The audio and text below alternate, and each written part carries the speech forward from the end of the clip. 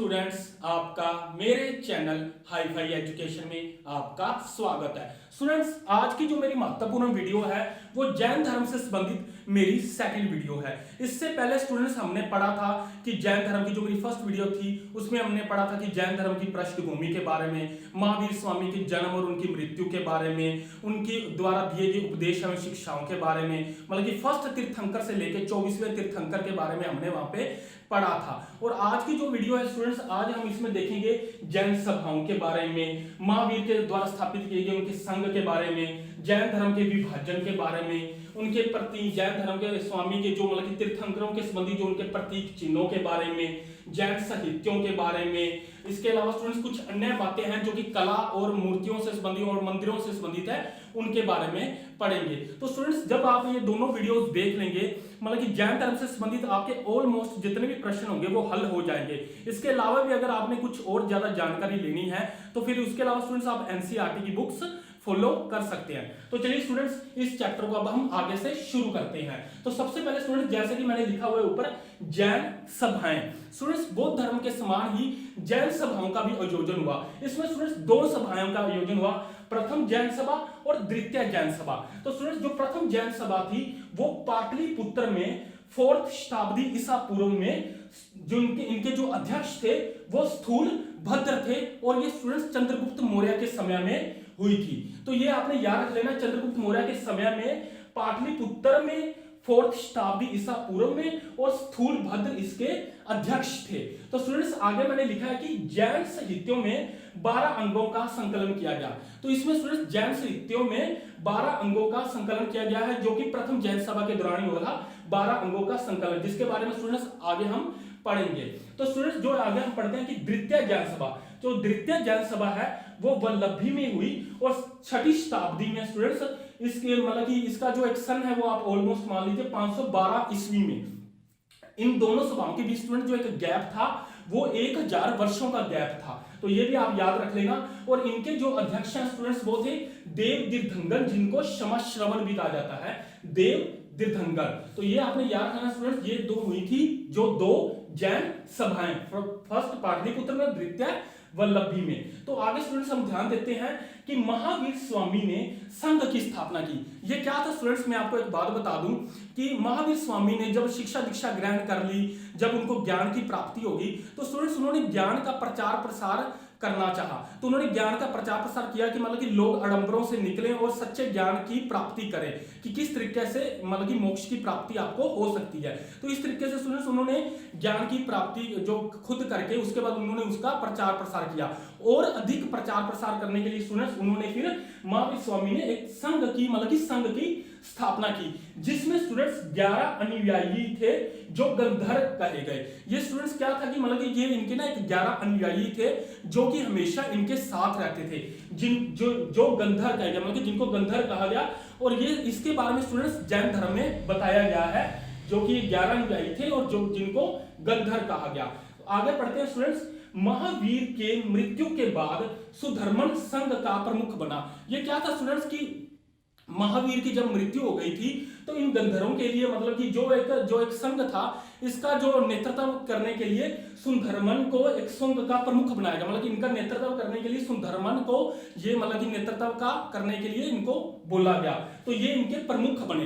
तो ये क्या हुआ था स्टूडेंट्स की जब महावीर की मृत्यु हुई थी और जब सुधर्मन संघ का जो प्रमुख बने थे, उस समय में ना स्टूडेंट्स गंधर्वों में ना मतलब कि एक मतभेद उत्पन्न हो गया था जैन परंपराओं को लेकर। तो ये आगे जाके ना स्टूडेंट्स ये दो भागों में टूट जाते हैं, और जो ये आगे जाके दो भागों में जो टूटेंगे वो होंगे स्टूडेंट जो भाग बने श्वेतांबर और दिगंबर, जो कि मैंने यहाँ पे लिखा है कि जैन धर्म का विभाजन, जो कि चंद्रगुप्त मौर्य के समय में ये हो गया था जैन धर्म का विभाजन। और विभाजन के बाद ये जो दो भागों में टूटे थे वो था श्वेतांबर और दिगंबर। और श्वेतांबर के जो संस्थापक थे वो थे स्थूलभद्र, और जो ये दिगंबर के जो संस्थापक थे वो थे भद्र बाहु। तो ये स्टूडेंट्स इनमें क्या फर्क था, मैं ये आपको एक मेन मतलब कि मोस्ट इंपोर्टेंट बात बता दूं। श्वेतांबर के जो मतलब कि थे मतलब कि जो लोग थे मतलब कि जिनके संस्थापक स्थूलभद्र थे, ये मतलब कि स्टूडेंट्स बदलाव में विश्वास रखते थे, और ये जो दिगंबर थे ये रूढ़िवादी थे, ये बदलाव में विश्वास नहीं रखते थे। ये कहते थे जैसा महावीर स्वामी ने मतलब बतलाया हमने वैसे ही रहना है, हमने उसमें कोई चेंजेस नहीं लाने हैं। तो इसके जो विभाजन के मतलब जो चेंजेस आए हैं उसको स्टूडेंट्स अब हम देखते हैं। तो इसके देखने से पहले मैं आपको एक और बात बता दूं कि और क्या एक वजह रही थी वो भी मैं बता दूं स्टूडेंट्स कि चंद्रगुप्त मौर्य के समय में ना मगध जो एक साम्राज्य था उसमें स्टूडेंट्स अकाल पड़ गया था और ये अकाल में स्टूडेंट्स 12 वर्षों तक पड़ा रहा। तो इसके लिए ना स्टूडेंट जो ये भद्रबाहु थे ये अपने अनुयायियों को लेके मतलब कि श्रवण बेलगोला में मतलब ये चले गए थे और ये वहां पे मतलब कि श्रवण बेलगोला में मतलब कि ये दक्षिण भारत में ये चले गए थे और जब ये वापस आए तब इन्होंने देखा कि जैन परंपराओं में मतलब कि काफी अंतर आ गया, मतलब कि काफी बदलाव आ चुका है। तो इस कारण से स्टूडेंट्स जो इनके जो एक विभाजन की एक वजह भी थी, ये भी एक बहुत बड़ी रही है। मतलब कारण ये भी था कि मतलब बहुत सारे चेंजेस थे, ये वैसे ही रहे, मतलब इन्होंने कोई बदलाव नहीं किया, ये रूढ़िवादी रहे और उनके जो बीच जो एक बदलाव इन्होंने जैन परंपराओं के अनुसार उनमें कुछ बदलाव आ गया था। तो उन्हीं को अब हम देखते हैं। स्टूडेंट्स इन्होंने सबसे पहले यहाँ पे बात की जो श्वेतांबर से संबंधित थे, उन्होंने कहा कि श्वेत वस्त्र पहने थे, जबकि ये जो थे दिगंबर संस्थापक जो दिगंबर जो एक विभाजन के जो मतलब कि इनके थे दिगंबर वाले, इन्होंने स्टूडेंट्स ये पूर्णता नग्नता मतलब कि ये जो थे ये श्वेत वस्त्र पहनने लगे थे और ये रहते थे पूर्णता नग्नता, क्योंकि ये महावीर स्वामी ने कहा था कि अगर आपको मतलब कि एक मोक्ष की प्राप्ति करनी है तो इन्होंने काफी कठोर बताया था ये जीवन आपको बहुत कठोरता से जीना पड़ेगा, इसलिए ये कहते थे पूर्णता नग्नता नग्नता ही रहना पड़ेगा, मतलब पूर्ण रूप से आपको नग्न रहना पड़ेगा। और श्वेत जो इन्होंने कहा था, जो श्वेतांबर वाले थे, इन्होंने कहा था आप श्वेत वस्त्र पहन सकते हैं, तो इसलिए ये एक चेंजेस आ गया था। इसमें क्या था स्टूडेंट्स, स्त्री के लिए मोक्ष संभव नहीं, ऑटोमेटिकली ये कहते हैं कि मोक्ष संभव नहीं क्योंकि आपको नंगा न रहना पड़ेगा, लेकिन यहाँ पे स्टूडेंट्स ये कहते हैं कि आपके लिए मोक्ष संभव हो गया क्योंकि आप श्वेत वस्त्र धारण कर सकते हैं, तो स्त्री के लिए यहाँ पे मोक्ष संभव हो गया श्वेतांबर में। तो आगे स्टूडेंट्स आगे बात करते हैं कि दिगंबर मतानुसार वे पुरुष थे और यहाँ पे इन्होंने बात की कि महावीर स्वामी भगवान मतलब कि मूर्ति पूजा। अब इन्होंने कहा, इन्होंने महावीर स्वामी को भगवान बना दिया, उन्होंने कहा कि महावीर स्वामी भगवान है और ये मूर्ति पूजा में विश्वास करने लगे, जो कि एक मथुरा कला में, जो कि मैंने आपको बताया कि मथुरा कला से संबंधित इनमें मूर्तियों का एक निर्माण करवाया गया, तो इन्होंने भगवान मान लिया था, जो कि ये श्वेतांबर से संबंधित थे। और जो दिगंबर वाले थे ये कहते थे कि मतलब कि ना महावीर स्वामी कोई भगवान नहीं थे, वो एक पुरुष ही थे, वो इन्होंने जिन की संज्ञा दी। जिन का मतलब होता था स्टूडेंट्स विजेता, मतलब कि जिन्होंने अपने ज्ञान इंद्रियों पर विजय प्राप्त कर ली थी, तो इन्होंने इनको जिन की संज्ञा दी थी और ये मानते थे ये पुरुष थे, लेकिन इन्होंने इनको भगवान की संज्ञा दे दी थी। तो ये थे इनके जो एक फर्क आया था, जो बदलाव आ गया था कि इन दोनों के बीच में, और जो एक विभाजन का कारण बना। अब हम बात करते हैं इनके प्रतीक चिन्हों के बारे में। स्टूडेंट्स जैसे कि फर्स्ट में मैंने लिखा हुआ है स्टूडेंट्स ऋषभ देव, ऋषभ देव के लिए जो स्टूडेंट्स चिन्ह का प्रयोग किया गया है वो है बैल और वृषभ। वृषभ का मतलब ये होता है सांड स्टूडेंट्स, इसलिए इसका सेम ही है। अजितनाथ, अजितनाथ के लिए स्टूडेंट्स प्रयोग किया गया हाथी, ठीक है स्टूडेंट्स। आगे स्टूडेंट्स पार्श्वनाथ, पार्श्वनाथ के लिए जो चिन्ह का प्रयोग किया गया है वो है सर्प। और आगे हम बात करते हैं महावीर स्वामी, महावीर स्वामी के लिए जो स्टूडेंट्स प्रयोग किया गया है वो है सिंह का।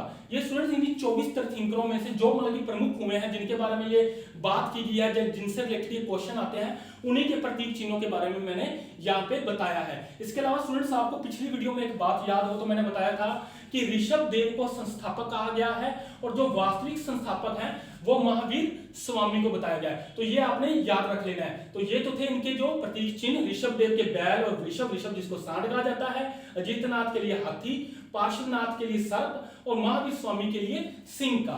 तो आगे स्टूडेंट्स हम देखते हैं आगे जैन साहित्य। जैन साहित्यों की रचना स्टूडेंट्स अर्धमगधी भाषा में की गई, लेकिन ये स्टूडेंट्स एक बात याद रख लेना कि जैन धर्म का प्रचार प्रसार आपको जैसे कि मैंने बताया था कि वो प्राकृतिक भाषा में किया गया था, लेकिन जैन साहित्यों की रचना अर्धमगधी भाषा में की गई है। इससे पहले स्टूडेंट्स हमने पढ़ा था कि बौद्ध धर्म का जो एक प्रचार प्रसार था वो पाली भाषा में किया गया था, लेकिन बाद में वो संस्कृत भाषा में किया गया। तो इसी तरीके से स्टूडेंट्स जैन धर्म का प्रचार प्रसार तो प्राकृतिक भाषा में किया गया, लेकिन जो इनके साहित्यों की रचना वो अर्धमगधी भाषा में की गई। तो स्टूडेंट्स अब हम आगे पढ़ते हैं कि जैन धर्म से संबंधित जो प्रमुख पुस्तकें हैं। तो स्टूडेंट्स जैन धर्म से जो प्रमुख पुस्तक है जिसमें सबसे पहले है अंग, जिनकी संख्या है स्टूडेंट्स 12, जिसके बारे में स्टूडेंट्स मैंने यहाँ पे भी बताया है कि जैन साहित्यों में 12 अंगों का संकलन किया गया, जो कि प्रथम जैन सभा में किया गया था। तो उसी की बात हम यहीं पे कर रहे हैं कि अंग जो कि इनकी प्रमुख पुस्तक है जैन साहित्यों की, जिनकी संख्या है 12। इसमें स्टूडेंट्स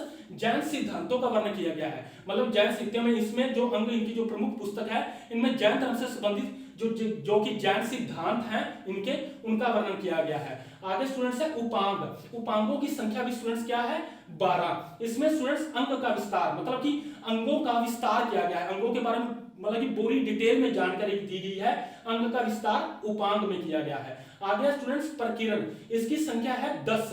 इसमें स्टूडेंट्स क्या है, इसमें स्टूडेंट्स ग्रंथों के परिशिष्ट, जो ग्रंथों के जो परिशिष्ट हैं उसका वर्णन किया गया है। आगे स्टूडेंट्स हम बात करते हैं छेद सूत्र।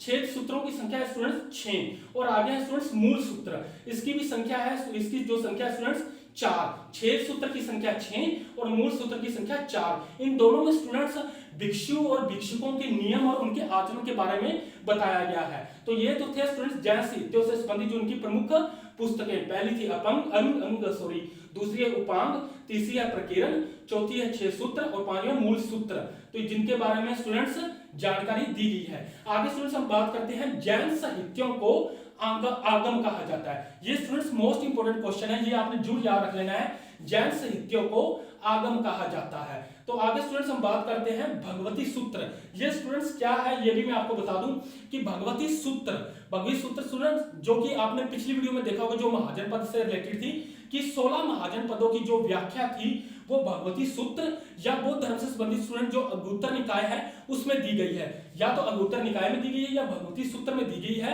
16 महाजन पदों से संबंधित जो कि उनकी व्याख्या।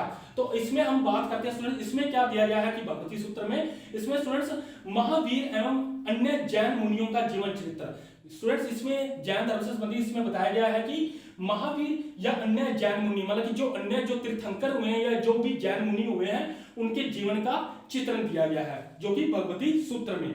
आगे स्टूडेंट्स हम बात करते हैं कल्प सूत्र जो कि भद्रबाहु की रचना, जो कि मैंने ब्रैकेट में ऊपर लिखा है भद्रबाहु, ये स्टूडेंट्स भद्रबाहु की रचना है। इसमें स्टूडेंट्स जैन धर्म का प्रारंभिक इतिहास बताया गया है, इसमें जैन धर्म का प्रारंभिक इतिहास। स्टूडेंट्स कोई वर्ड अगर ना समझ आए तो प्लीज आप मेरी आवाज को सुनिएगा, ओके स्टूडेंट्स। आगे स्टूडेंट्स मैंने लिखा है अन्य, मतलब कि अन्य में स्टूडेंट्स मैंने लिखा है कि जो कला से संबंधित है, जो भी चेंजेस आए थे जिसमें कला से संबंधित, मूर्तियों से संबंधित जो मैंने की बातें लिखी हैं। तो चलिए स्टूडेंट्स इसको भी देख लेते हैं। सबसे पहले स्टूडेंट्स मैंने यहाँ पे लिखा है मथुरा शैली जो कि जैन धर्म से संबंधित। स्टूडेंट्स मैं आपको एक बात बता दूं कि प्राचीन भारत में 2 कलाओं का विकास हुआ था, वो थी गंधार कला और मथुरा कला। गंधार कला स्टूडेंट्स बौद्ध धर्म से संबंधित थी और जो मथुरा कला थी वो जैन धर्म से संबंधित थी। गंधार कला का विकास स्टूडेंट्स उत्तर पश्चिम भाग में, भारत के उत्तर पश्चिम भाग में हुआ है, जहां पे मतलब कि गंधार कला से संबंधित मूर्तियों का निर्माण हुआ। और जो थी मथुरा कला, ये स्टूडेंट्स मतलब कि मथुरा शैली का विस्तार हुआ जो कि मथुरा में हुआ था विस्तार, जो कि जैन धर्म से संबंधित थी। आगे हम स्टूडेंट्स बात करते हैं खजुराहो मंदिर जो कि जैन प्लस हिंदू। स्टूडेंट्स ये खजुराहो मंदिर है, जो इसका जो निर्माण था स्टूडेंट्स ये चंदेल शासकों ने करवाया था मध्य प्रदेश में। तो ये आपने याद रखना, चंदेल शासकों ने मध्य प्रदेश में करवाया था। और ये स्टूडेंट्स इसमें जैन प्लस हिंदू धर्म से संबंधित मंदिरों का निर्माण कराया गया था, वहां पे हिंदू प्लस जैन धर्म से संबंधित मूर्तियों का निर्माण हुआ था। तो जो खजुराहो मंदिर है वो जैन प्लस हिंदू धर्म से संबंधित है, जो कि चंदेल शासकों ने करवाया था, और कहां पे मध्य प्रदेश में। आगे स्टूडेंट्स हम बात करते हैं माउंट आबू में स्टूडेंट्स दिलवाड़ा मंदिर। माउंट आबू जो कि राजस्थान में स्टूडेंट्स सोलंकी वंश के शासकों ने दिलवाड़ा जैन मंदिर का निर्माण करवाया था। और इसके में स्टूडेंट्स जो विशेष रूप से जिसमें मुख्य योगदान दिया, मतलब कि जिसने निर्माण में मुख्य योगदान दिया वो थे स्टूडेंट्स सोलंकी वंश के, जो मतलब कि जो मंत्री थे सोलंकी वंश के, जो थे बिमल शाह ने इसमें मुख्य योगदान दिया था दिलवाड़ा मंदिर के निर्माण में। तो ये आपने याद रख लेना है, जो कि राजस्थान में। आगे हम बात करते हैं स्टूडेंट्स श्रवण बेलगोला में बाहुबली की विशाल मूर्ति।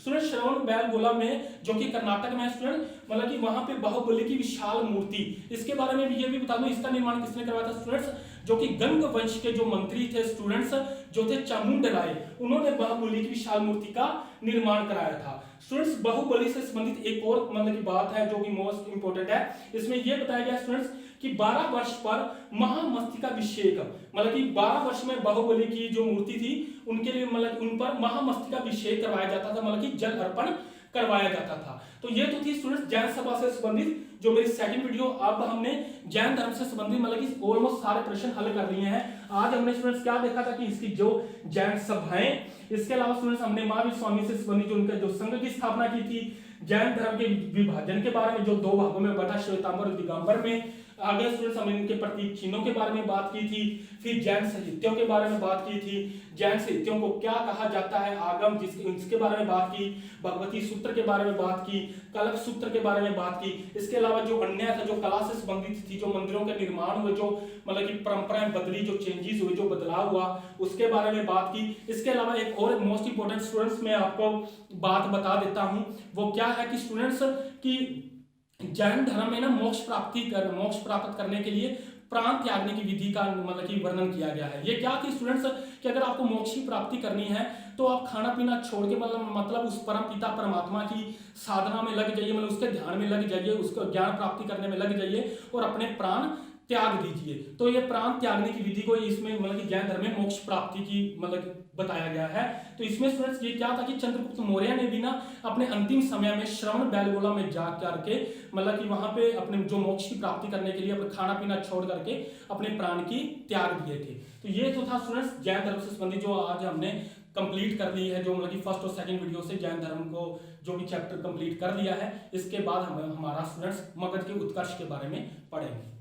तो स्टूडेंट्स मैं आपको ना प्राण त्यागने की विधि के बारे में तो बता दिया था, लेकिन प्राण त्यागने की विधि को कहते क्या है वो बताना भूल गया था। तो स्टूडेंट्स प्राण त्यागने की विधि को संलेखन विधि या संत्रा विधि कहते हैं। तो ये आप याद रख लेना, ये मैं ऑडियो में सिर्फ बता रहा हूँ। Okay, take care students.